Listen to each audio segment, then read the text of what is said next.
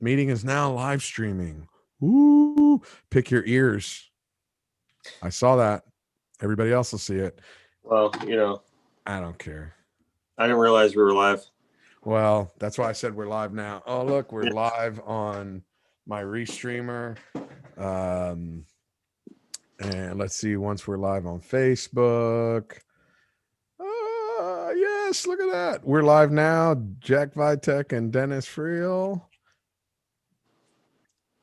1, 2, 3. Where are you? I got to get it so I can look at all the comments. Oh, look at us. Are you excited? You guys, I hope you guys are excited because I'm excited. Oh, look at that. Let's get this party started, ladies and gentlemen. And we are back. Here I am, Fly Navarro, with the No BS World Tour, coming at you live this third week of January.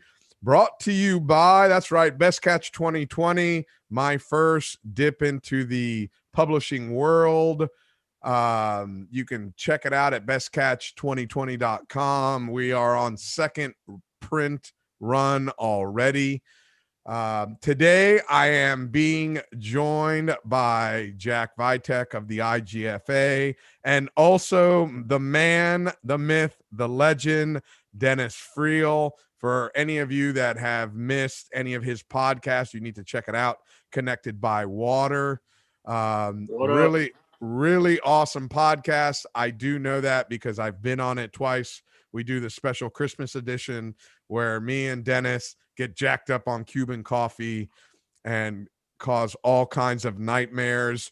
Good afternoon, gentlemen. How are you today?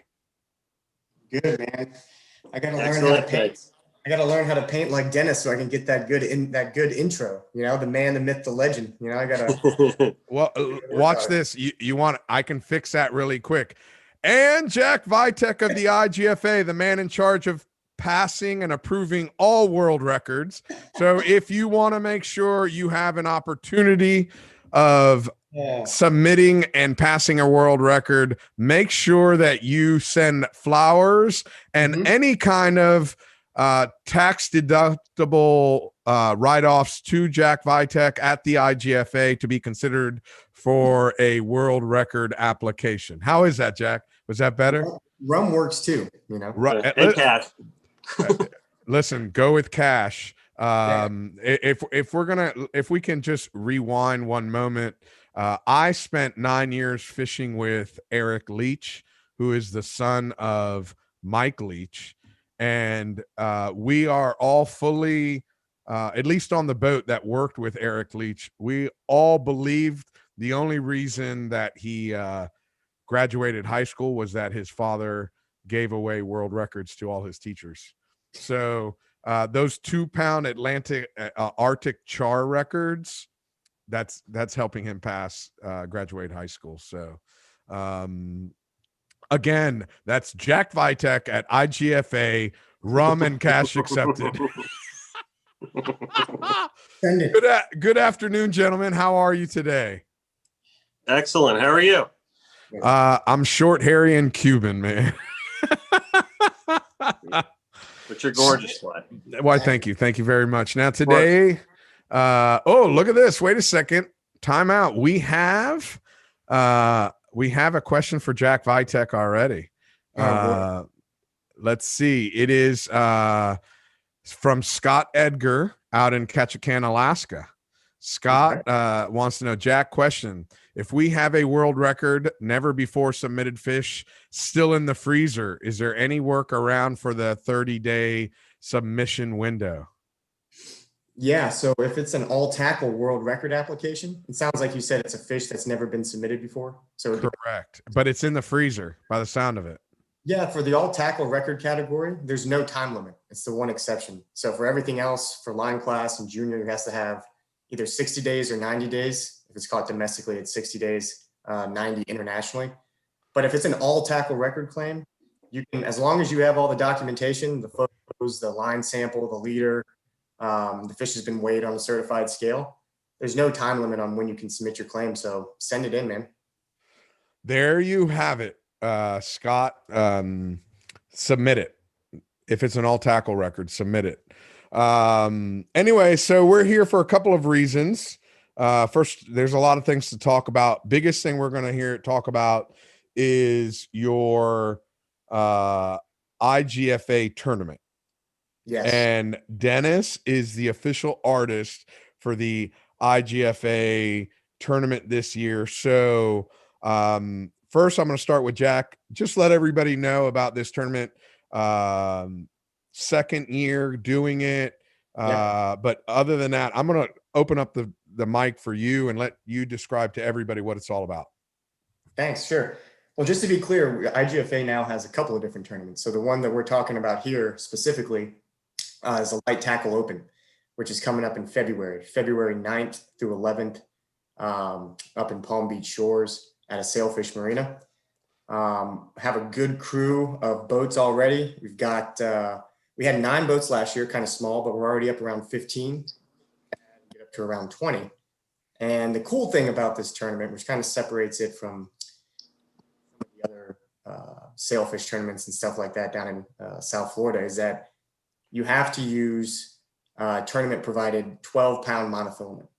So it really kind of changes the game, and requires a little bit more attention to detail, and it's a different dynamic than typically what you see with some of the other tournaments here. So we're stoked about it, man. We've got a great, like I said, a great initial fleet of boats already.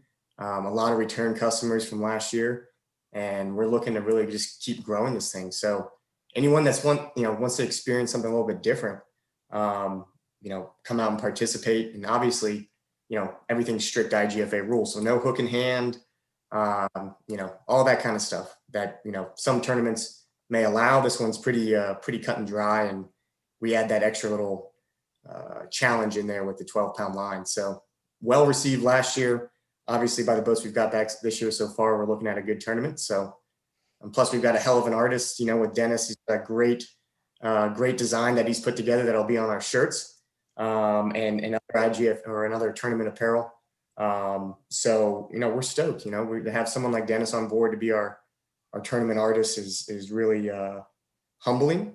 And, just real quick, I'll take a second here to plug something else down the line. When I mentioned earlier about different tournaments the IGFA has, we announced recently, and I hope Dennis, he gave me a verbal commitment, but I hope he's still on board, not to put you on the spot, for our Swordfish Tournament inaugural event. Out in Southern California in November. It's the first one that we're going to be doing, first year of it this November. So Dennis is going to work with us on that shirt as well, and the artwork for that tournament. So we're really stoked, man. But the first one and the eyes on the prize are for this light tackle open that we have coming up here in a couple of weeks, which is shaping up to be a really, really great event for us. So, and the cool is, go. Yeah, the cool thing about the tournament is that IGFA every year for the past almost 40 years, we have this giant international auction, fishing tackle, boats, lures, all that kind of stuff. This is the first year, because of COVID, obvious reasons, instead of having an in-person event with 300 plus people, we're actually going to have to go virtual. So the live virtual auction will be on Saturday, February 13th. So it coincides kind of with the tournament dates, but the auction itself is open now. So, I mean, you can go on and check out these awesome items. Where can everybody check it out at? Just go to the IGFA homepage, igfa.org. You type it in, and you should receive a pop-up that takes you right to the auction. If not, you just scroll down and it's right there. Well, I just put it up for everybody for them to check it out. IGFA.org. There's some great deals. Listen. It's amazing because most of the trips that I go on, I end up getting at auctions. People donate stuff, and I scoop them up at rock bottom prices. So I love it. Quick story. I think you were at this auction, if I remember correctly, several years. Buddy of mine, we were there. Florida Kanye was obviously being served. The work was kind of done, as they say, and we were bidding on trips, and got a little excited. We ended up leaving that night with a trip to Russia. So we ended up, that same trip is in the auction this year, and it's incredible. Atlantic salmon fishing, fly out to this remote lodge. Just a really cool thing. So I feel you, man. You start having a good time. Count me in. Russia. Listen, I'm ready to go. That sounds like an outstanding trip. I would do it in a heartbeat. I was actually supposed to this year, unfortunately, because of COVID, I was supposed to go down to Patagonia and go fly fishing for rainbow trout for Christmas. And with the borders being closed, I didn't go. So we postponed it till next Christmas. All right. So, but on that, let's get Dennis in here. Dennis, first of all, I'm going to ask you, how did you feel when you got the call about doing the artwork for the second annual IGFA tournament?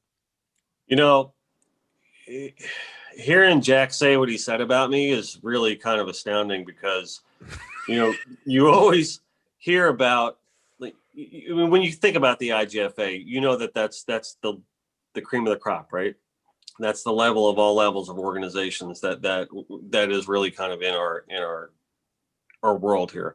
Because they're the end all be all of authority when it comes to, obviously, with the world records and everything like that. But when they open their mouth, everyone kind of listens, right? And you know, to be associated with them really is humbling to me, you know, and I'm honestly just honored to be associated with them at this point.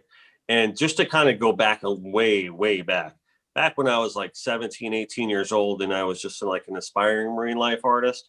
I was involved with the IGFA when, you know, Jim Brown was involved and Mike Leach, I think was in charge back then. And, you know, I was involved with their auctions that they had at the Breakers way back when. And, I remember those. Yeah. And the beautiful events. And I remember the first paintings that I sold with fish on them. I was like 17 years old, and Mike Leach and Jim Brown gave me the opportunity to be involved with that auction and put up work in the auction, which I was blown away at. And Tread Barta was the one who bought those first two paintings. Wow. And yeah, so that's kind of how far I go back with the IGFA now. Obviously, with my taking the day job and working in the music business for a decade and a half, you know, it was a little bit of a hiatus. But for me, it's nice to be full circle back working with the IGFA again, especially on this level. So truly, I'm honored. That's awesome. I remember my first IGFA banquet I went to. I want to say it was 1990. Well, first of all, the fact that it starts with a 1, I just dated myself. So let's go that far. I want to say it was 1993 or 94. I was sitting with Richie and Christy Andrews. They're the ones that invited me, and we had. And as a kid, I was in complete awe. I had Peter Wright at the table with us, and I had no clue. I mean, I was just a kid. I can't even remember if I had started fishing for a living yet or not. So I was in complete awe of everybody in the room, people I'd read about. And it was, the IGFA banquet at the Breakers was always like this giant thing. So it was way cool. So again, Dennis, you just dated yourself along with me. So I'll be honest with you. I was a junior in high school. I was 17 years old. It would have been 1991 would have been that auction. Wow. I believe 91 or 92. Yeah, that would have been that's a long time ago, man. You graduated what, 92? Yeah. I graduated 91. So yeah, I went to Gibbons. We're old dudes. No, yeah. I'm not old. I'm not. Listen, no way, no how. Sorry, I just agreed with you there casually. I'm not old. Yeah, you're old. Yeah. Yeah, you're old. It's you know, ironic. I'm really gonna date myself. I was or age myself. So I went to Costco yesterday with my girlfriend to pick up food for the dog, and you know you're old when your significant other goes, "Do you need any more Metamucil?" And I said, no, I'm all good. So Jack, what year did you graduate, Jack? 2005. Oh, you know, so you don't even know. Listen, yeah. My first year at IGFA was the last year they had the auction at the Breakers. Really? So at least I got to experience it, and it was really awesome. I mean, we moved it around. We had it at IGFA HQ for a little bit, and then we outgrew that, got too big. And then we've been moving it around to Fort Lauderdale, different places down here, and had it at the Ritz last year. It's a great spot. Breakers is special, obviously, but it came to a point where, listen, we love the Breakers. Who doesn't love the Breakers? It's awesome. But this event for us is, really about kind of setting the tone for the year and getting some money in the bank so that we can do all the important stuff like, teaching kids to fish and game fish conservation and keep track of records and all that stuff. So it came down to be a financial decision. We looked at the Breakers. We're like, you know what? We gotta do what's right for the organization. But no, the Breakers is awesome. And if there's ever a way we could get back there and still make all the money that we need to make and to move forward. I believe back in the day, my last one I did at the Breakers, or the last one I went to at the Breakers, I want to say there was just under 900 people there. It was like 800 and something people. They were huge back in the day. I mean, they were massive with the number of people joining us as being part of the IGFA auction. So we're hoping we can get that back this year. It's going to be a virtual event. It's going to be weird because it's always great to get there and get dressed up and see everybody. And, like you said, you see like guys like Peter Wright or, any of these other guys that are kind of like legends of the sport. So this year is going to be a little different, and it's kind of a bummer that we can't get together and have a big party. But we've got a virtual event. It's going to be pretty cool. We've been doing a lot of recording and video work on that with our partners over at Bonnier, trying to get this thing really dialed in so it's a top-notch, hour-long entertaining event, and some really incredible trips that, like I said, you can't buy anywhere else. So I'm looking at them right now. Can I mention some of them? Do it. Yeah. We have first of all, you got 5 days with Captain Bubba Carter, and if anybody that's listening that has not had the opportunity to fish with Bubba Carter or meet Bubba Carter, BC is a legend in himself. I've known Bubba for about 25 years, and he's just, number one, he's just a pleasure to be around. So really, really cool guy and an unbelievable fisherman. You have some peacock bass fishing in Brazil, bluefin tuna fishing in Nova Scotia, which I believe that's going to be with Bert Bouchard. It's going to be, we have 2 trips. So we have a trip with Bert on the Hebe. Okay. We have a trip with Mike and Anita Tate on the Rough Rider. Oh, okay. Both fishing out of Antigonish, Valentine's Cove. I know exactly where that's at. That place is awesome. I would go up there for a week-long vacation and not even fish. Nova Scotia up there is beautiful, man. I go up every year for 6 weeks, and I love every minute of it. Yeah. So back to Dennis. There's one thing now. Dennis has some artwork behind him, and he's covering up the empty space that's behind the artwork because you have a brand new studio. Yep. We are, for 7 years, we were out here in the Everglades. We call this our Everglades studio. You know it well. I mean, every time you got to drive out here, I get lost. Yeah, I get lost every year. And I always used to tell people too, it's like the reason I'm out here is because I actually can get work done because no one will come see me. And so they won't come bother me and I can get work done. But now we're at the point in the business where, it doesn't really make sense for us to be out here anymore. We've always wanted to have like a gallery storefront and, as well. So we have set ourselves up now you go all the way down Atlantic to the beach, right over the Intercoastal Bridge. That's got my artwork all over it. And right there on the left, we're going to have our gallery right there. If anyone knows the Pompano area, it's that same strip where the 2nd Street Surf Shop is located. So we're going to have an operating studio in the back and a gallery storefront in the front. And not only that, the space that we're taking now is just going to be temporary because we didn't want to wait. We just want to get out there. So we're taking a smaller space for today while we build out the larger corner unit for the future. So depending on how long that'll take, maybe 6 months to a year. But we are there to stay. So it's good to be back home in Pompano and, right back with our peeps, Dennis. Coral Springs really doesn't do anything for our studio.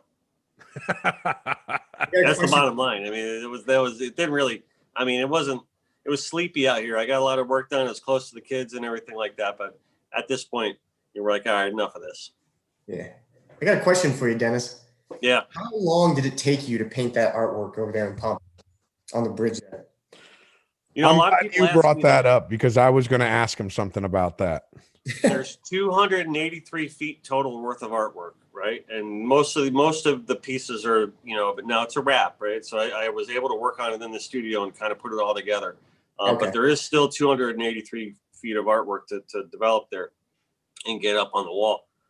But going back and forth with the city with preliminary sketches, and you know, the total of the time of the project took about 8 months, but it didn't take me 8 months to paint it. But by the time we started everything and concepted everything and worked with the city, it was really like an 8 month long process.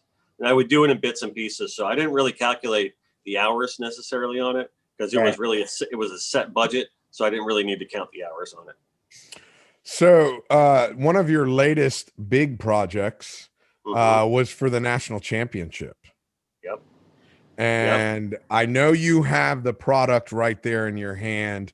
And if you could show everybody, I'm going to describe it a little bit. You were commissioned to paint a helmet with the participants of the national championship in it. Yep. Yeah, I was named the official artist of the college football national championship game this year. What? And what we did was we auctioned. I painted this helmet in a week because we did not know who was going to be in the game until a week before the game, right? So what they wanted was some representation of South Florida, right? And I did that on the helmet there, and some combination of the teams. So I got Alabama on this side, and I got Ohio State on this side. And it went for auction for charity for Extra Yard for Teachers, which the money that was raised for this helmet went to basically the teachers in the Tri-County area, Palm Beach, Broward, and Dade, to give them the resources that they need to succeed. So we were just involved with the Miami Host Committee, Hard Rock Stadium, and again, college football, the CFB playoff, to be their official artist this year. So we're proud to do this project.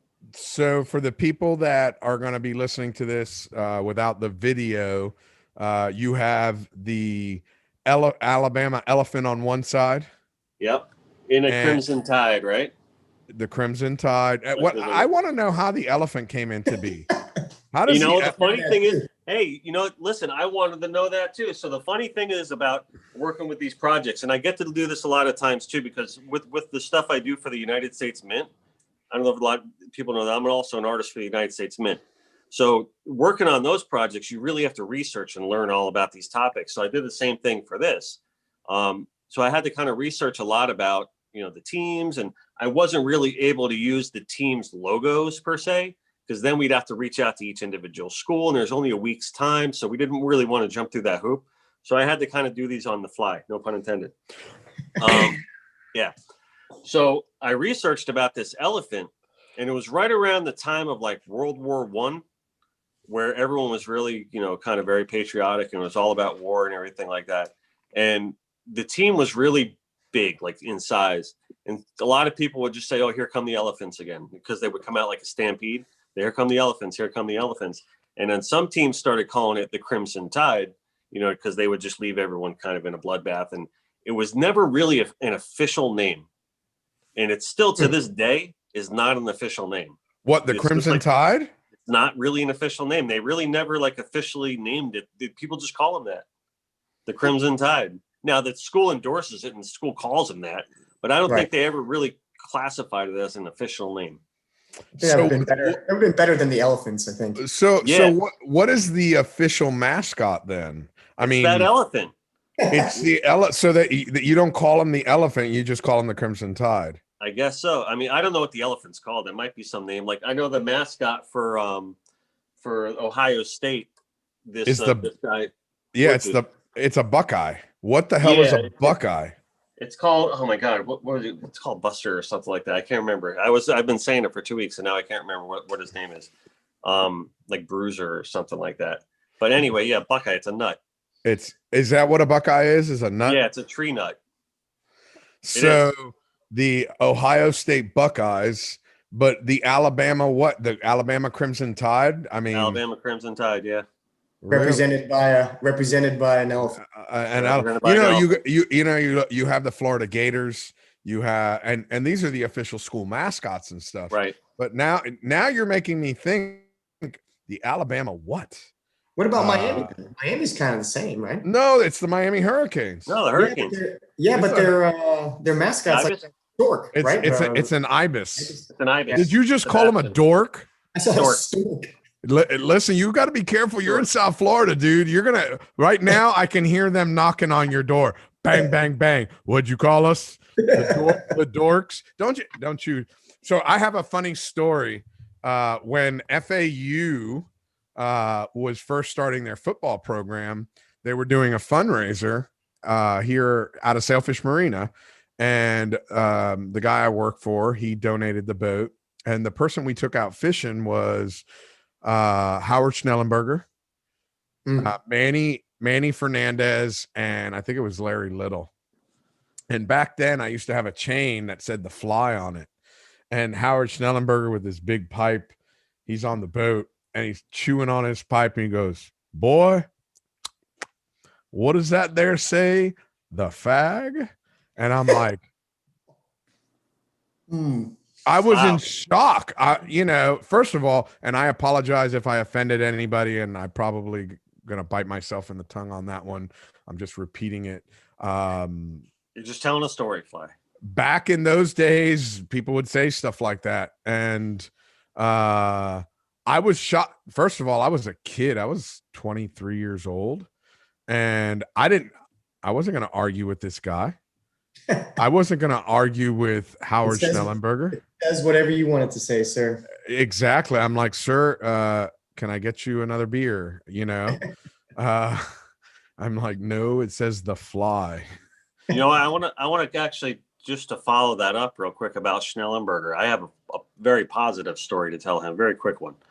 And it's take your time. It doesn't have to be a quick one. Well, I'm just saying it's a not the most enlightening story, but it is a very good heartfelt story about what he did. I had a friend of mine who died of skin cancer, and he lost, I believe, his son from cancer. If I said that out of context, I apologize, but it was a family member. And my friend that died of skin cancer was a UM alum, huge football fan, like one of the biggest Miami fans I've ever met in my entire life, and I know a lot of them. And I don't know how or where or who said what to Schnellenberger, but he showed up to the wake. Never met Jim in his life. Never knew who he was. He just heard his story, and he showed up, gave condolences to the family, shook whoever's hand he needed to shake, went up to his wife, gave her a big hug, and he stayed for about 5 minutes and he left. Anybody that I've talked to that has played for Howard, they say he's an awesome guy. Yeah, he's an awesome guy to play for. Everything. Did he used to fish a lot too? Is he a big angler or no? No, I don't. To be honest with you, I don't know. I don't know if they were raising money for the FAU Owls because they did not have a football program. This was going to be the first year. So that's what they were raising money for. And being that he was the defensive coordinator for the 72 Dolphins, he just, it was one of those things that all the former Dolphin guys came, and that's where, and to this day, I'm still very good friends with Manny Fernandez because of that. So, it was oh my God, what a great legend Manny is. And when was this? When is this you're talking about? Oh my gosh. I want to say this has got to be 19. Again, it starts with a 1. 1998. How long has Sailfish Marina been out there? I want to say since the turn of the last century, like the 1800s. So what Sailfish Marina, what you see now, so where the restaurant is, it used to be just a little restaurant that'll hold like 12 people. Okay. It was just this tiny little thing. Like the Derby that just happened 2 weeks ago, the Silver Sailfish Derby. The Derby used to be 28 days long. And the Derby was one of those tournaments that helped the charter industry. So that's why they had it for 28 days. And back then, it wasn't releases, it was kills. So you they would count them like cordwood, and whoever had the most fish at the end of the month won the Silver Sailfish Derby. And that was how the charter boats would promote themselves. So there's some great history Wow, out of I've never heard that. It's interesting. Yeah, it's a great story. I mean, the Silver Sailfish Derby's been going on for 84 years now. Yeah, it's probably the longest one that we have, right? It's either the longest one or the second longest. It's definitely up there. Oh, and I might be confused. It might be the longest tournament, and it may be the second oldest club. I want to say the Avalon Tuna Club is the oldest club, and the West Palm Beach Fishing Club. When I went to Japan my first time back in 2017 or 16, being that I've been a member of the club for so long, I took over a Burgee and their 80th anniversary book and presented it as a gift to the Japanese Game Fish Association.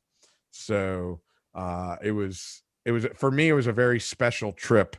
And it was nice to be able to give them something from my home club. Actually, awesome. And actually, I know, Jack, you introduced me to a couple of people over there when I went over. I did like 18 months worth of research before I went over there. Yeah.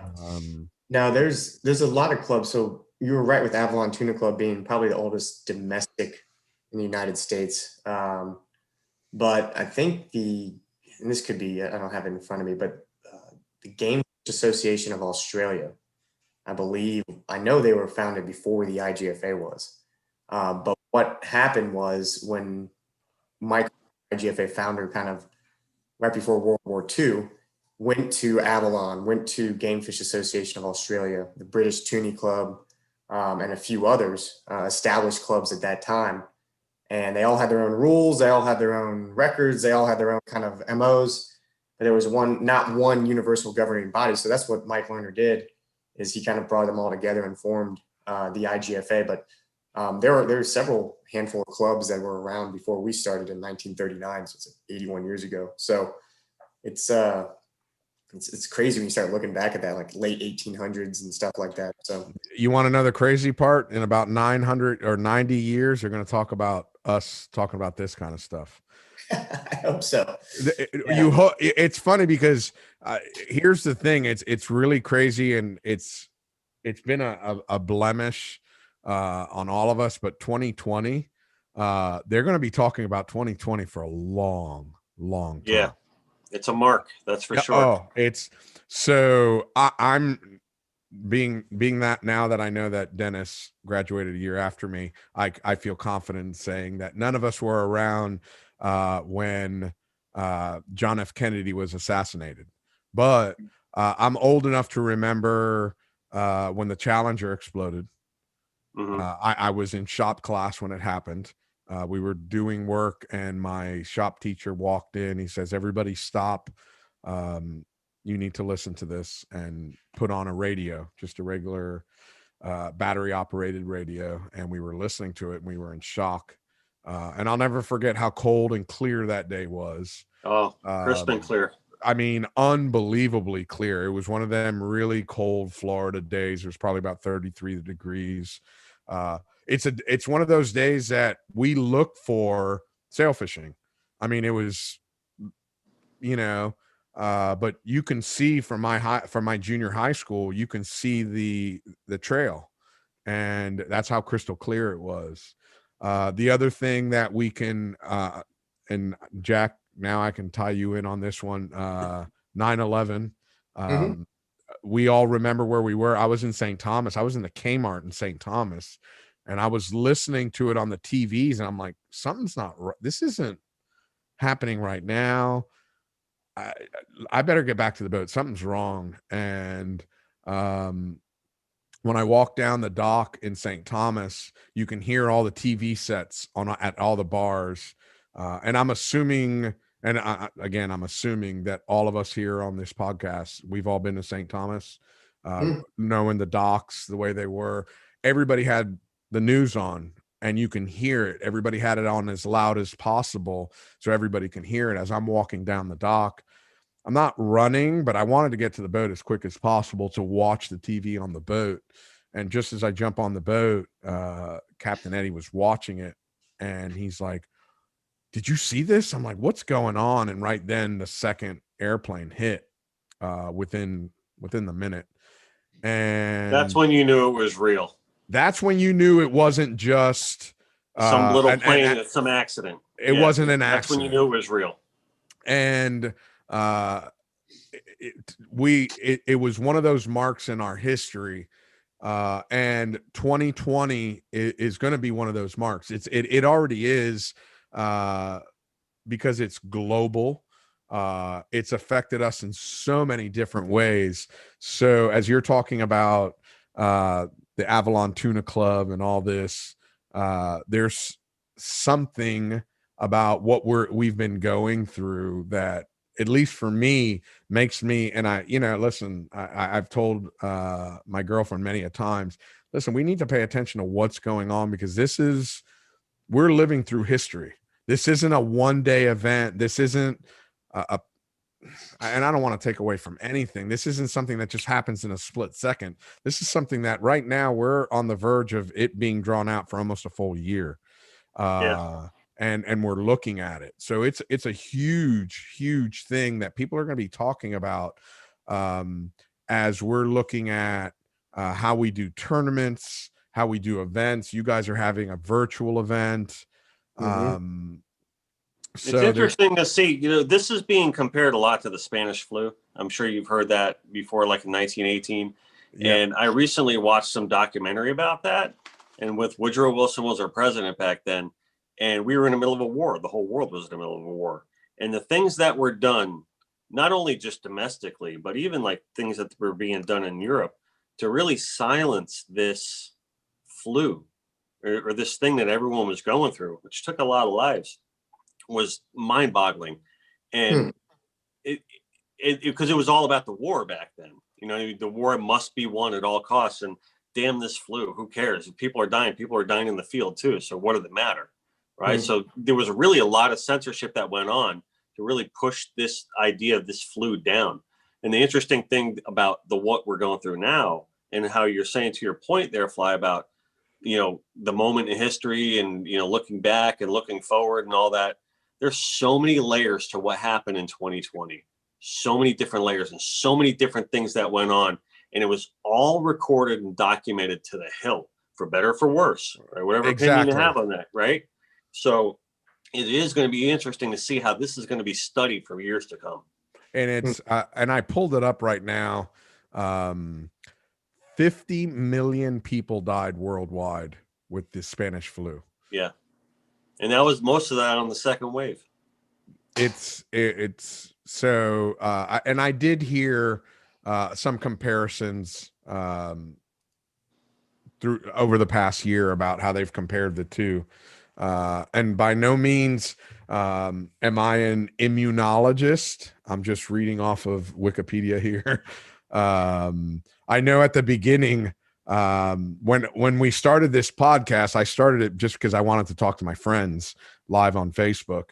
And the one thing I was saying was I never realized how many of my friends that I thought were fishermen and professional captains actually had a minor in immunology.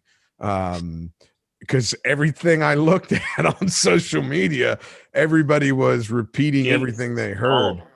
Everyone. Yeah. And I don't want to take away from the people that actually went and studied for this. And I don't want anybody that's listening to this to say, hey, I'm just reading it off the computer. I do not have a producer, so I have to Google it and look at it, and just so we know. And ironically, that's 100 years ago. That's 102 years ago. Yep. So what they were saying in this documentary is that it's very comparable to this sickness that's going around, but the fact that they really tried to squash it and not really get the government involved with the public or try to help anybody, a lot of those deaths were very avoidable. And you know, back then they didn't have communications like the way we Right. have now. Exactly. But like you said, the documentation of it, there's so many things that have been documented. So actually, there's a great question right here from Howard Johnson, Hojo from Nova Scotia. How are the tournaments done new with all this COVID restrictions? I've seen probably 100 different ways. So I'm gonna ask you, Jack, what you guys compared to last year, because we're talking about your tournament coming up in February. Yeah. Compared to last year, what are some of the things that you guys are doing different because of COVID? Yeah. So a few things obviously is additional waivers and things like that. Everything's going to be outdoors. What in the captain's meeting, first day after fishing, dock party and everything, the award ceremony, all going to be outside at Sailfish Marina. We've got tent and everything like that. If anyone's ever been there, it's a lawn space at Sailfish. It's absolutely gorgeous with these, umbrellas and lighted umbrellas, and it's roughly the size of a football field. I don't know, maybe bigger, but right on the intercoastal, plenty of space. We're going to have 15 to 20 boats. So you're talking less than 100 people, much less than 100 people probably, all spaced out. We have a big audio visual team coming in so everyone will be able to hear the awards and everything, but spacing people out. The food service will be different. Just things like that. We had our tournament back in October down in our permit tournament, the first one that we had down in Stock Island, Key West. And that was the same thing. We just had everything outside, small number of teams, and just, kept all, major group functions like the awards and everything took place outside. And what else we're doing is we're going to pre-record and have a presentation for our rules meeting in case, we always want to encourage people to come. If they can't, someone from each team is required to come, a representative, but, for the other people that aren't able to come or don't feel comfortable with coming, we'll be having, a way for them to participate in the captain's meeting, the rules meeting and everything like that. But our big thing is just keeping everything outdoors. And even if it's inclement weather, having enough, tents and stuff like that to keep everything outdoors. So Those umbrellas are pretty impressive. they are. I did a tournament. I was the MC for a tournament there at the beginning of December, and it was amazing. It was amazing. So people are really going to enjoy that. Dennis, what have you seen as far as tournaments are concerned? How they've changed? I see Make something up. For sure. Make something up if you don't have a good story. Just make it. We're fishermen. We're allowed to make up stories. It was this big. No. No, just kind of like less people, and it's just not as fun. Really, it's almost kind of like what I noticed. It's like everyone's just kind of going through the motions and just doing what they can, and just going to these events. I think for their sanity, you know what I mean. Just to kind of say, all right, I'm here. We got out of the house. We did this. You know what I mean. But you could kind of get this like underlying tension that people are just holding back and waiting for all this to subside so they can just open up and just be themselves again. That's kind of what I notice about. You know what I mean? You're absolutely correct. Where people are holding back, and I know I have a tournament this weekend, or actually starts tomorrow, and the captain's meeting tonight, which I'm the MC. It went from being an indoor captain's meeting to now it's an outdoor captain's meeting. Like you said, it's spread out over an exceptionally large area. The awards banquet are actually, because listen, it's January. It's usually either really cold or there's a cold front coming through and it's really cold and wet. So the tournament has their normal spot where they have their awards. They're literally restricting it to only winners. Only the winners, because trying to have 300 people indoors is just, I hate to say it's inappropriate. It's just, you want to err on the side of caution. There's been listen, I've had a couple of virtual captains meetings like this because of with Zoom. I've even offered up to do virtual awards with Zoom, where I'm at home and the tournament wasn't even in this state. And luckily we have the technology. I know for the boat show, I've been for the Lauderdale Boat Show and the Palm Beach Boat Show, I've done live interviews just so people can talk to some of the people at the boat shows. I hate the word the new normal because there's first of all, there's no such thing as normal. Period. We're ever changing. We were talking about in the 90s and the 80s where the IGFA was at the breakers. Things change. So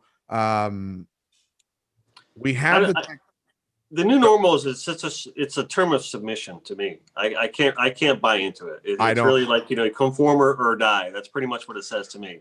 And that's not what we should be doing right now. I think it's more like necessity is the mother of all invention. I'd rather say it like that. And I think you're absolutely correct, where because of the fact that we've had all this technology and nobody's utilized it to its full potential, now it gives us, and you guys may know these numbers. I know them only because, we did a lot of studies as we were publishing the book. We've added 13 million new fishermen, new anglers to our ranks since COVID started. And this gives us the opportunity to show it off to everybody. You guys saw the pictures. I was ice fishing this weekend. I had never been ice fishing. Did you catch anything, man? I did not even wet a line, to be honest with you, mainly because I just wanted to document everything. So I got a couple of questions. You have a couple of questions? I do. Go. Ice fishing, man. I've always wanted to go. So first, I've always wanted to go ice fishing. The first reason why is because of the shanties, right? I want to sit in the shanty, have some beverages, keep warm down there and pull big fish through the ice. It sounds like a lot of fun. So why don't we do that too? Why don't we just do this? Why don't we can get a tent? I have a tent here at home. I'll crank the AC down. We can all sit in the tent. We can drink our beverages. We can tell stories, and we can pull out some rubber shads and say we caught them. I think we should all do that and speak with a Minnesota accent too at the same time. Where were you? Where were you? You were in. I was in northern Iowa. So okay. So being the fact that you brought up Minnesota, I had never been to Minnesota, and I get up, I check into my hotel, and I look, and I'm like, oh, Minnesota, 7 miles away. I got to say I went to Minnesota. So I called my girlfriend, and I'm talking to her, and she's like, what are you doing? I says, I'm driving to Minnesota. She's like, what the F are you doing driving to Minnesota? What's in Minnesota? I go, absolutely nothing. I just want to say I've been to Minnesota. So I drove up to the sign that says, welcome to Minnesota. I took a picture. I drove like a mile across in case there was a general store so I can buy a coffee. Well, the road I was on wasn't a very populated road. So I turned around, I took some pictures, and I drove back, and I took a picture of the sign that said, welcome to Iowa. And I drove right back. And that was my extent of Minnesota. But let me tell you something that I found out, and I'm going to be doing some more conversations and helping Jack Baker with the North American Ice Fishing Association. When you are a competitive ice fisherman, you don't sit in shanties. Oh no, there's such a thing. No. There was a couple shanties out there, and there was 2 big giant holes in the ice where some permanent shanties had fallen in. I did not know this, but when any of these big blizzards, and the blizzard had just come through the day before I got there, I was supposed to be there a day early, or a day earlier than I got, but there was a blizzard, and I didn't want to drive in the blizzard. I'm a Florida boy. I'll drive in a little bit of snow, but 50-mile-an-hour winds wasn't my thing. So I drove after the majority of the snow had fallen, but the wind was still blowing.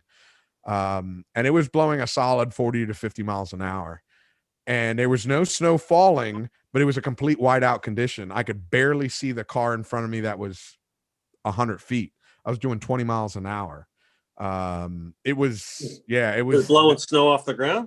It was blowing snow off the cornfields. These Wow. cornfields were empty because they've already harvested all the corn. So when you got 40, 50 mile an hour winds, the snow drifts are unbelievable. Wow. So that's something I learned. And then the day of, there's one particular guy, I don't know what his name was, just so happens when I walked out onto the ice, this is the person that I walked up to in his four-wheeler. So he drills a hole and he has a side scanning sonar on a PVC pole, and he lowers it down. It has a T on it. So it lowers it down all the way into the ice. So it sits wherever, the 3 or 4 feet that he wants it. And he can see on his screen where the rocks, the bar, the grass, and he knows how far away it is. So he literally drills like 12 holes all over the place. And these guys will go and they fish, and they have a depth sounder so they can mark. And this was a bluegill tournament. So I saw bluegill? Bluegill. Wow. Bluegill. And now, mind you, we're all from South Florida. We all do a lot of offshore fishing. So I personally had to open up my mind to, this is a new style of fishing. So the winning team there was 3 teams that had 10 pounds worth of fish. You're allowed 25 bluegills per person in the state of Iowa, but you're only allowed to turn in 16 bluegills for your overall catch. And those are the tournament rules. And the winning team had just over 10 pounds, which a lot of our offshore tournaments, you have a 10-pound minimum. Winning the heaviest fish was just under a pound. It was a 0.82. That's a stud. They take their bluegill fishing serious up Dude, there. let me tell you. I went to Wisconsin once for 2 weeks with my buddy Brian after graduating high school because his grandparents had a little boathouse on the backwaters of the Mississippi. We fished for bluegill and catfish for 2 weeks. One of the best fishing trips of my life, to be honest with you. It was a blast, but I can tell you, the locals take that serious. It is unbelievable. It was unbelievably serious. And these guys are catching it. And the day before, when I went to the tackle shop, they were showing me the hooks and the bait they're using. They're fishing with 1 pound test. This lake, it's known for the water being gin clear.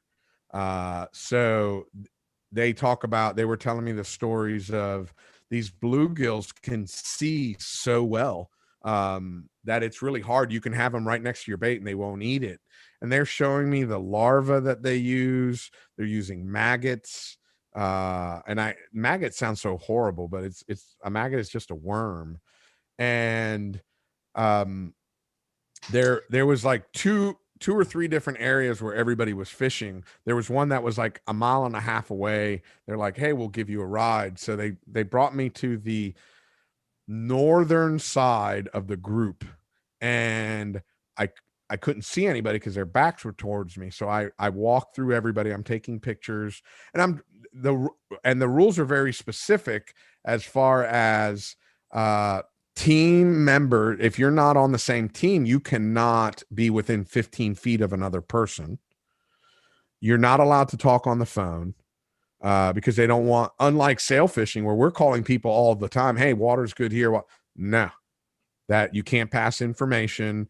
They don't want people within 15 feet of each other because they don't want them passing fish back and forth, which these are things that I never thought about. Then I walk all the way to the south side of everybody, and I have my longer lens, and I'm able to sit there and I can take pictures of people as they're catching their bluegills. And some of the officials come to me and they say, you know, if you go to the very back and you turn your back to everybody,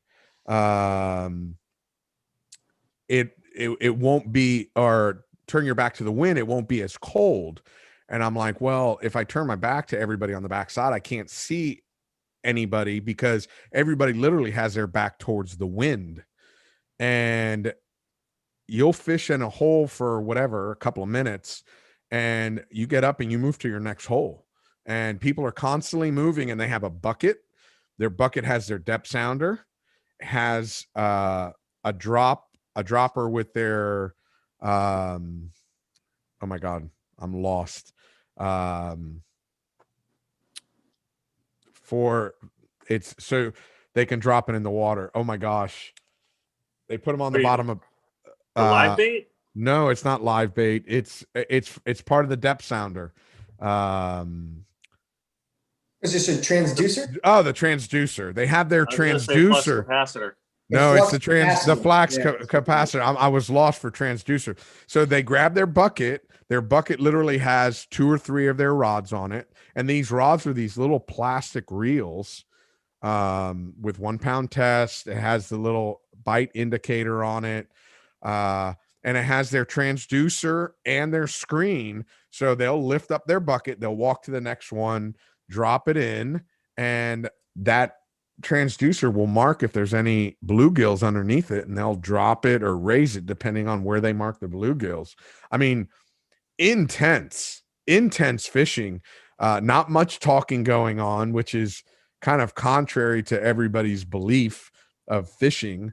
And that's why I just kind of stayed away. Nobody really knew who I was until the very end. I went there because that tournament series made my book, and I donated 2 books to the winning team. And for me, it was huge. For me, it was way huge because it was something I had never seen before. I wanted to see it.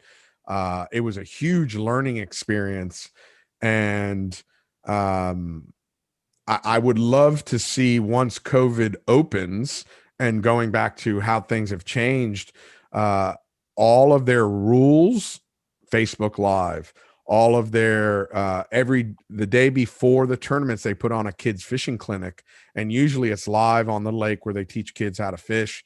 It was all live on Facebook, and then the awards and the weigh-in was all outside. It was all outside. But by that time, it's it was, first of all, it's 1 o'clock in the afternoon, so it's a little bit warmer, not a lot. It had warmed up from 17 degrees to, I think, 24. And all in all, it was comfortably warm with your clothes on, with all your layers on, except when the wind blows. When that wind blows, it's cold. Yeah, it cuts right through you, right? Oh my gosh, that's an understatement. How was the food up there, man? How was the food? I'm gonna be honest. When I was in South Dakota, the beginning of the week, the food was great. We were bison hunting, and we were staying with somebody, and they were cooking food for us, and it was delicious. I had bison 2 nights. We had bison chili, and then we had bison tenderloin, and then the last night we had steak. A lot of the restaurants weren't open. Yeah. And or if they were, there was only takeout. So I went, oh, this is going to sound great. My girlfriend laughed her ass off. I went on a tour of every single Chinese restaurant in the town. Nice. Mainly because I can pick up dinner. I'm notorious for this. Once I get into my hotel room and I get showered and comfortable, I'm just like, yeah, I really don't want to go back out. I'll skip dinner. So what I would do is I would pick up Chinese food, and then I'd warm it up in my hotel room in the microwave. So by the time everything's said and done, I'm back in the room. I can be back in the room by 4 or 5 o'clock because it's dark. It's 5 o'clock. It's dark. So I'd pick up Chinese food and put it on the counter. Then I'd work, make my phone calls, whatever. Whenever I'm ready to eat, I just warm it up and eat, and then I'd go to bed. I fell asleep watching Ocean's 11 one night because there's no social events to the tournaments. Usually it was You had to watch your house. I did flying up and flying down. All right. So if you, I'm a big House, the TV show. I'm a huge House fan. So we had pretty good. And then I watched a little bit of football on Sunday night. I watched, I don't know, 10 minutes of the Packers, and not the Packers, but the Bucks and the Saints. But I really haven't watched football all season, so it was hard to. I'll just watch the highlights at the end. Ocean 11. I didn't play in any snow, but I enjoyed driving around. There was a kids ice fishing tournament going on at a local campground. Oh, did you enter? I did not enter, but they did ask me. I was allowed to stay. They were going to feed me. Hey, Sam, how are you, sir? Sam Irvine from France has joined in. Hey, Jack, I'm with you, man. I've always been dying to go ice fishing. I used to have a good buddy of mine that worked in sales at the company I used to work for, and he was from Minnesota. We got to become good friends, and he was always like, every year, oh, yeah, I'm going to take you up ice fishing this year. Never happened. I'll tell you what. He's doing this thing. I want him to take me with you. He doesn't take me. So I'm dying to go. Let's what we can do is I can call Jack and I'll go back up there, whether it's Iowa or one. These are all qualifying events for the national championship. And then with the national championship, it allows you to become part of the national team that goes to Russia to fish. So if you guys want to, listen, I'll go back up, and I know, I'll tell you what, I'll pay the entry fee for you guys. And the entry, we're not talking like it's a bunch of money. Entry fee is like $200. I mean, it's not a lot. I'm probably going to last 5 minutes. I'm done. You're done, right? Listen, no. You can. There were guys that were in shanties. You can do the shanties. Yeah, but I'll get shunned. You know? No, you're not going to get shunned. It's the guys that take it really, really seriously. They just not they yeah. Who cares? We just do it for fun. I'll be your official photographers. Dude, the first fish I ever caught. I used to live before I moved over here to Florida. I lived in Illinois, and the Mississippi River was a catfish. I think it was a channel catfish. We used to go over to Iowa all the time. And I asked about the food, man, because I still go out to Midwest every once in a while. Not lately, obviously, with the COVID thing, but I don't know. We usually, Bass Pro and Cabela's is a huge partner of ours, obviously, and they have been for years, Johnny. So usually we make an annual trip out to Springfield and spend a couple of days out there, Springfield, Missouri. And I guess what I'm getting at is I love the Midwest, man. I love the ocean. I love being by the beach and the ocean and everything, but people, there's a lot of good qualities a lot of people overlook about the Midwest, but it's cool. It's cool. You know what I did enjoy every time I've been to the Midwest, and it's not like I've been out there a bazillion times. Cheese curds and beef jerky. Never been able to get on board with the cheese curds myself. Not a what either. I don't know, man. It's the texture. Cheese curds, and so when I landed in, I don't think I could ever do anything called curd. Listen, if little Bo Peep could eat her curds and whey, you can eat curds, man. It ain't that bad. It's delicious. All I need for ice fishing in the shanty is one thing. It probably doesn't pertain to you, Fly, but will for me and Jack. Hold on, let me grab it. He's gonna go get some booze, and and here's the thing: the rules in the tournament says no drinking. What? No drinking. Oh boy! What if you start doing those at our tournaments, at offshore tournaments here? Yeah. What do we got? What do we? Papa's Pilar. Big shout out to Stephen Groth and Mike Hyatt for Papa's Pilar. I love it. That's all we're gonna need there in the ice.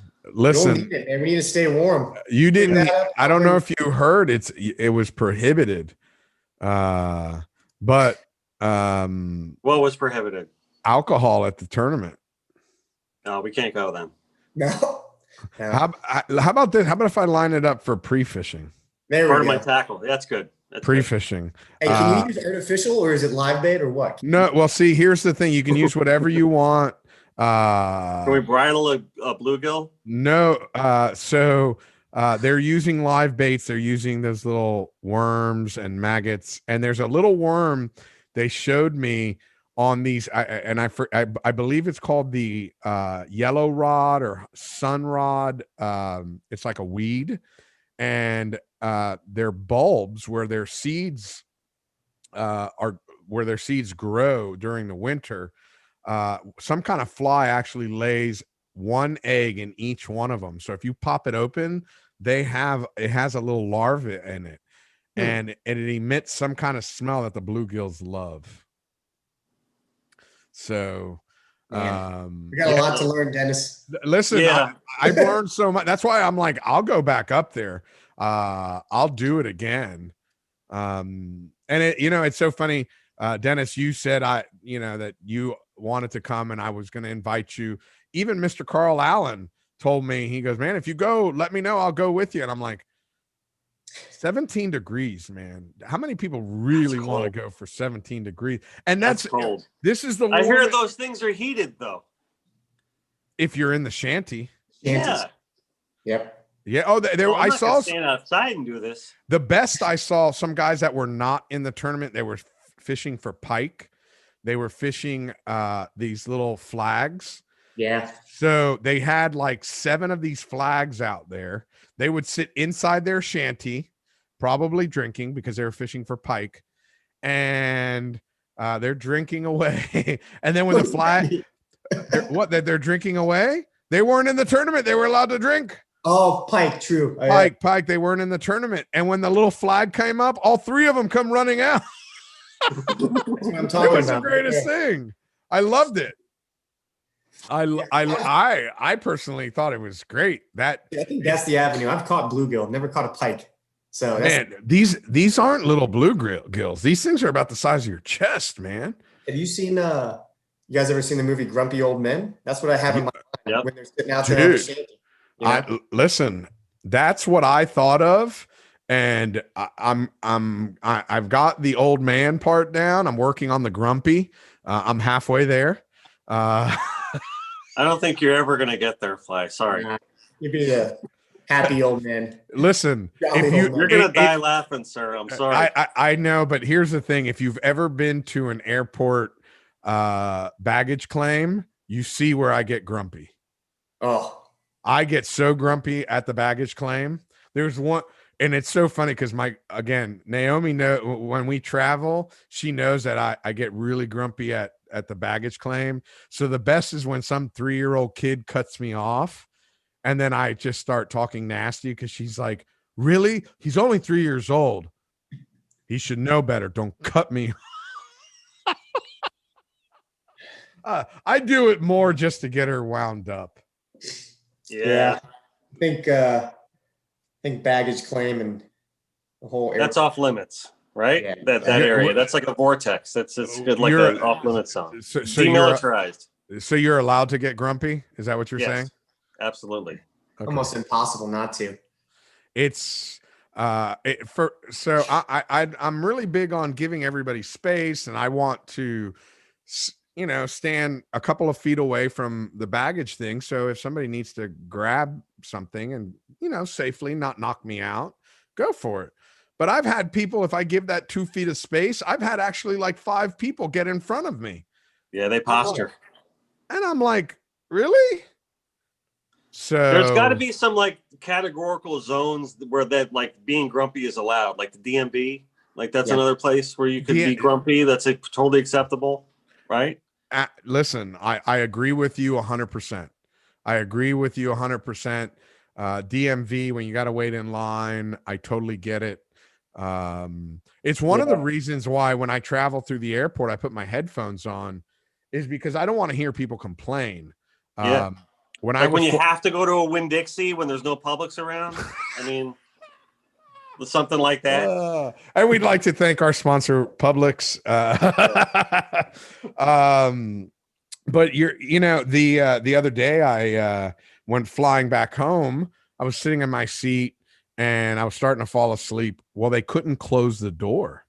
There was a problem with the lock, and they brought in maintenance, and they had to let them in the other door because they couldn't open it up either to lock it. So next thing you know, they're like, we got to get everybody off the plane. So we start getting off the plane, and I was trying to change my connecting flight because I was going to miss it. And then I realized, wait a second, I don't know why I'm trying to change my connecting flight. I don't even know if I can get to my location. So I called up and said, hey, listen, this is a situation. Can I change my flight? It's not letting me change. They're like, sir, if you want, we can just put you on the next flight out of there and connect you through somewhere else. I'm like, yeah, that's fine. Oh, thank you so nice for being so polite. And I'm like, it's not your fault. Why would I yell at you? A door's broken. Listen, we've all been on boats. Yeah. Shit breaks, so I can't blame the airline. I don't listen. I've had to spend the night places because of fog or weather or broken air. It's nobody's fault. It's not the person behind the counter's fault. Now if the person behind the counter said something nasty to me, that's different. But listen, they can call me a short, fat Cuban guy, and I'm not going to be upset. If the shoe fits, wear it. So I wear it, I'm not going to get upset over You're not fat, Fly. I'm fluffy. No. You listen, you say that, but my doctor says otherwise. He told me to lose 15 pounds. But I think that's what all our doctors tell us. Yeah. I tell you, I think they all say that. They once you hit 40, the first thing before that you even get on the scale, they'll tell you, hey, listen, whatever the weight is, you're going to have to lose at least 15 pounds. Right. 40. And then they tell you 40. To bend over. Yeah, that definitely happens when you're 40. My doctor's been telling me to lose weight since I was 10 years old, man. The first thing what you were saying about the air flight, or the getting pissed off at the flight attendants and all that kind of stuff, man. I think that a place where you see the worst brought out in people. So it's always one of those things you just try to, at least I do, you just try to take a step back and not be such a jerk, because man, the stuff these people just get yelled at. They can't do anything about it. Yeah, I don't yell at it. First of all, I don't yell at anybody because I don't like getting yelled at. The only time I yell at somebody is if they yell at me first. And dude, when I get off the plane, I'm that guy that sits there and lets everyone get off. Yes. I don't understand why people just automatically just have to stand up and just stand there like this, because that is a great mystery of the world, Dennis. That is a great. I just sit there and let everyone leave. Like, where are you going? I don't let everybody leave. Well, I'm going to go stand at baggage claim anyway. Most of the time, I'm rushing off the plane because I got to pee. But that also goes back to the fact that we're over 40 years old. So right. But I'm not in a rush. Like you said, I don't do that whole neck thing. I like flying by the window, so I don't get up. I just wait until my row clears out, and then I stand up. And my biggest thing is, don't forget the camera case. Don't forget the camera case. Don't forget because I always travel with my camera case, which, my backpack stays on the floor, but my camera case stays overhead. And I have forgotten my camera case. And that's not bueno, buddy. No, it's not. But usually I've forgotten it in the jetway. And it's only happened, knock on wood, it's only happened once where I've forgotten it on the jetway and I turn back around, which I feel like a salmon swimming upstream. Everybody's trying to get out. I'm trying to get back in. But I've got to explain at the door, hey, forgot something. It's not so bad because if you just do it, they remember you. You know what? It's funny. We talk about remembering. This is a long time ago. I was on this was back in 2003. The Real Tight was in Bermuda. We just finished fishing 17 days. I'm flying home and I walk on the plane and the flight attendant looks at me. She goes, first word, all of them are, hey, welcome, aboard, yada, yada, yada. First thing she looks at me, she goes, oh my God, what happened to your face? And it's, well, it's happened to all of us. We wear our sunglasses fishing. We have raccoon eyes. Well, I get them really, really bad. And automatically it's like, oh my God, what happened to your face? And I look at her, I don't know what's wrong with my face. And it's like, oh, sir, I'm so sorry. I didn't mean to say that. I've gotten used to it. Listen, in the long run, listen, this is the face that I got to deal with. So as long as you're looking at me, I'm happy. Yeah. We all can't be good looking like Jack there. Exactly. Jack, blonde hair, blue eyes, rosy cheeks. What's that? A little hint of red in there too, I think. Oh, so you're a strawberry blonde. Yeah. Wow. Not like us, Dennis. No. Not like us. No. Whatever, you guys. Whatever. You know what? Now we've come to the point where we're going to pick on Jack for a little bit. That's good. I love it. Bring it on, man. Bring it on. No, we're not picking on anybody. Jack, so first of all, so you have 15 boats signed up. Where can people go to find out about the tournament? So igfa.org. Obviously, it's one of the main search functions you can look on our website. Are you gonna say while you're there, put in a bid? If you're gonna check into igfa.org, you might as well put a bid on something before you go sign up for the tournament. Put a bid in, check back on our website over the next, our auction is going to run to the 14th. So it's going to be up for like 3 weeks. And we're going to be adding new items throughout the week. So keep going back and look at the auction items that we have in the silent. Mark your calendar for the 13th because that's the evening when we're going to have the live auction. It's free to the public. Anyone can participate. And you'll have an opportunity to bid on some incredible trips that, like I said, you can't buy. And yeah, for the tournament, it's through CatchStat. A lot of you guys know what CatchStat is. It's a way you can register and keep live scoring. Thanks to those guys. They're sponsors of us. Dave Garcia does a great job and helps us out. So you can register through CatchStat. You can find the tournament information on igfa.org. Or you can just type in IGFA Light Tackle Open, and it'll be the first thing you find. You click on that and it'll take you right there. Nice. Hey, Jack, I got a question for you. Yeah. With COVID and everything in the last year, we all know how that went. And we also know that there are more people on the water, more people buying boats. Did you guys see an increase in record catching fish? I mean, people requesting, record reviews? I can tell you right now, not an increase. It was about steady. Past couple of years, we've been around 400 applications a year. And I think we were like 380 something, if I remember correctly. And so we've got just under 400 applications from 28 different countries. So, what we did see though, as far as increases, we saw an increase in membership. We saw about 11% growth in IGF membership over the past year. Nice. Great. And the first double-digit growth that we've seen in a long time. But no, yeah, there's more people, more young or more novice people coming in. And so what also was really popular with us over the past year is all of our online education. We have these virtual field trips and online fishing courses that our team puts together. They're kind of targeted more towards kids and very novice anglers, but we had 200 before COVID, and now we're in several thousand people that have signed up for this thing and have gone through and learned, how to tie knots and, that kind of stuff. So we've definitely seen some changes, and we've had to, look at the virtual side of things better, but yeah, there's more people fishing. It's just like anyone else, like you said, Dennis, it's all about, adapting and overcoming, or what do you say?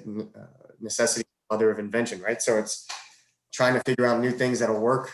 and that we can continue to serve our, our membership and the fisheries around the world. Just got to rethink it, take a different approach. So, but no, man, we finished the year really strong. We finished 2020 really strong, ahead of plan, and we're hoping to really have a great kickoff of the year with the auction and the tournament. So, it's coming along, man. It's coming along. Yeah, that's great.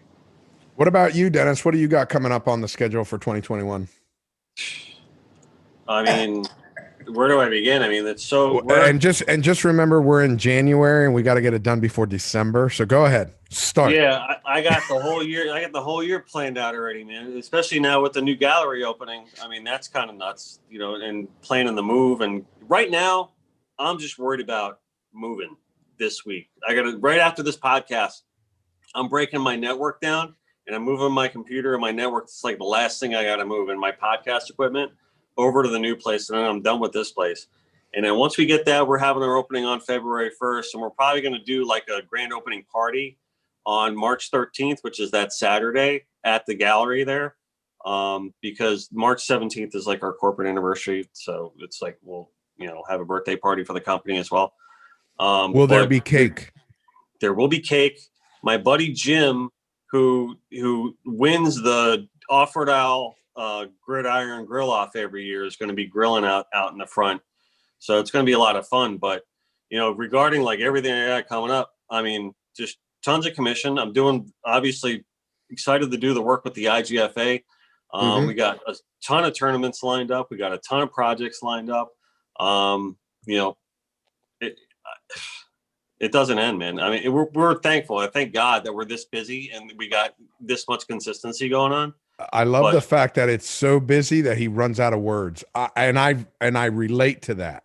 Yeah. I mean, I don't even know where to begin. I mean, we got, so many tournaments to do lined up that are coming up. I mean, we got the Cove tournament, we got the Jimmy Johnson tournament, and like tons of tournaments like going on beyond that. But just like we got a project list that'll just make your head spin, and I'm proud of it and I'm happy for it. And we got commission paintings and a bunch of different things, and we're doing some other work for the IGFA in that regard. I got a painting going on right there at the moment. I mean, so it's, it's to the point where, I don't want to say I got to like pick and choose like what's being accepted at this point, but that's a good thing. It's kind of that it's either like, either I can't accept it or you're going to have to wait, unfortunately, but we're thanking God for all of that. You know what I mean? In the beginning, I look back on it, I quit my day job 7 years ago to do this full time. And now we're leaving this studio, and I'm kind of sad about it because we've made a lot of memories here. We've had a lot of challenges here, a lot of history of, this wall has seen a lot of history in a very short period of time. But I can't help but be so optimistic about what we have ahead of us. Everything with the new store is really just a game changer for us because we're transforming our business to just full custom to now being custom and retail.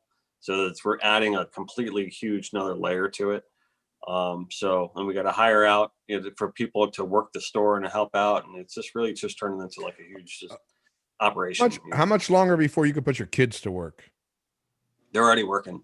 Good. I have my daughter. My daughter's 10. We brought her into the new place last week to help take inventory. So I gave her $5. Is it legal for me to say that? No, probably don't not. Spend it all in one place. Yeah. She buys little Ty Beanie Babies with it. My grandfather used to always tell me. I remember when $20 was a lot of money. Grandpa slips you a 5 spot. Like, here you go. Shh, don't tell your mom. That's right. Oh my gosh, $5. You can't even buy lunch anymore for $5. Well, then again, I'm not 10 years old. I definitely eat more now than when I was 10 years old. Oh, we got more bridges coming up too. Oh, do you? All in Broward County?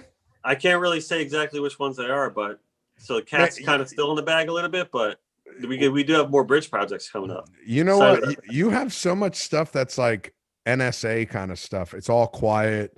Do you want? Well, the mint stuff I can't talk about.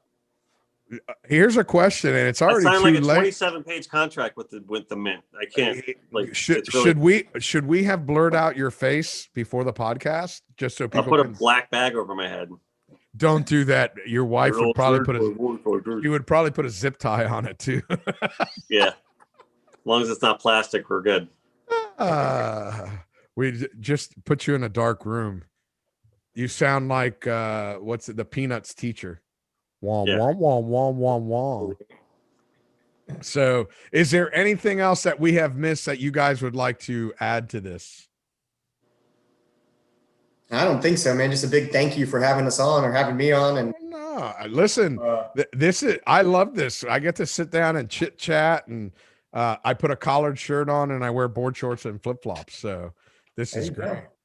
When I go to Dennis's podcast, I dress up, I put shoes on, I comb my hair.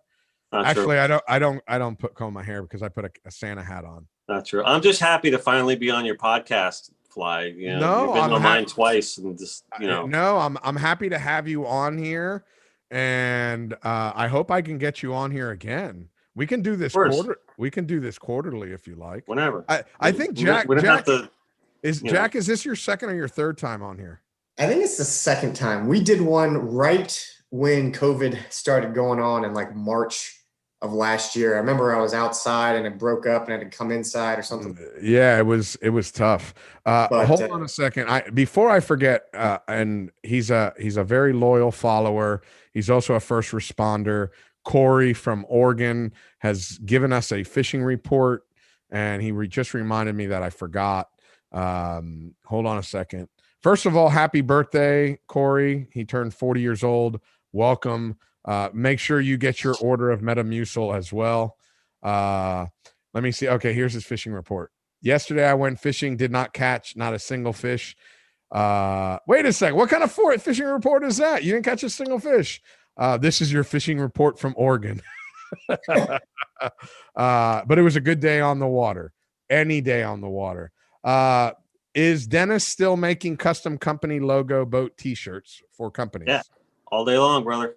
There you go. That is for Boaters Planet. Josh Wilkinson. Yeah. You know Sales what? at connectedbywater.com. Shoot me an email. So also where can people get listen to your podcast, which you have some great podcasts. Thank you. Just go to my site, connectedbywater.com/podcast. They're all there. Or you could just subscribe to our YouTube channel, which is really cool if you do that. So, which is Friel Connected by Water. Just search that out and you'll find us. If you want to not watch them and you just want to listen to them, we're on the Spotify and the radio.com and all that other, wherever you find podcasts. You want me to go through the list for you? Spotify, iHeartRadio, Google Play, iTunes, Stitcher. Yep. Yeah, I know them all.